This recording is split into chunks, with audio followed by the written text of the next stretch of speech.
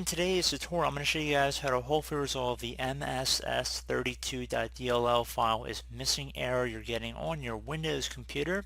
So this could definitely be a frustrating issue, and in today's tutorial I'm going to show you guys how to hopefully resolve that. So we're going to jump into it, and we're going to start by opening up a web browser. Doesn't matter which one, but for the purpose of this tutorial I'm going to open up Google Chrome. And once I have Google Chrome open, I'm going to just navigate over to, you guessed it, Google. And into Google you want to go ahead and just type in DirectX installer. Okay, and one of the best matches should be from a Microsoft domain. You want to make sure you're getting it from Microsoft, and it says download DirectX End User Runtime Web Installer. I'm going to just left click on that. Again, there's no reason you should be getting it from anybody other than Microsoft. So underneath select the language, make sure you select the right one. Go ahead and left click on download here. You can uncheck the box to set MSN as your default home page and Bing as your default search engine. That's not necessary. And then go ahead and left click on no thanks and continue DirectX End User Runtime Web Installer. So I'm going to just left click on that. Once the executable is done downloading, I'm just going to left click on it one time. If you receive a pop-up from user account control, left click on yes.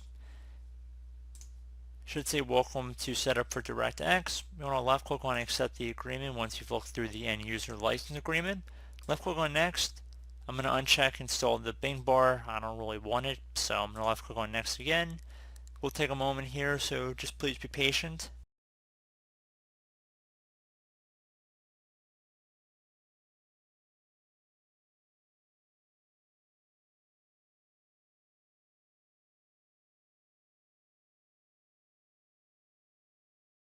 And once we see that it's installing components and the download size, left click on next. This will take a moment, so again, I'm just going to be patient here.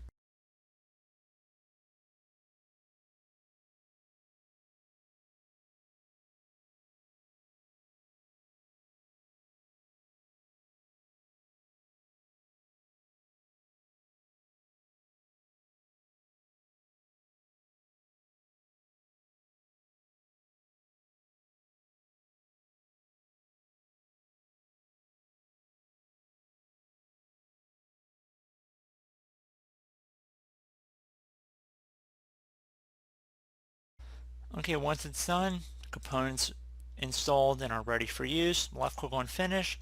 Would suggest restarting your computer, and hopefully your DLL error has been resolved. So as always, thank you guys for watching this brief tutorial.